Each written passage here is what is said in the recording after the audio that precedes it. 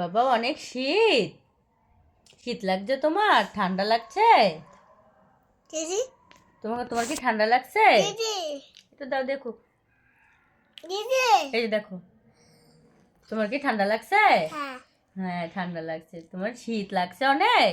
হ্যাঁ ও মা গো, আমার বাবাটার অনেক শীত লাগছে। এজন্য তুমি কম্বলের নিচে বসে আছো ফায়াজ? বের হয়েও না জানি, তুমি এখানে বসে থাকবা, চুপ করে বসে থাকবা, ঠিক আছে?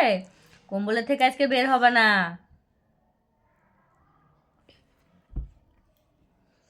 বাবা শীত ঠান্ডা।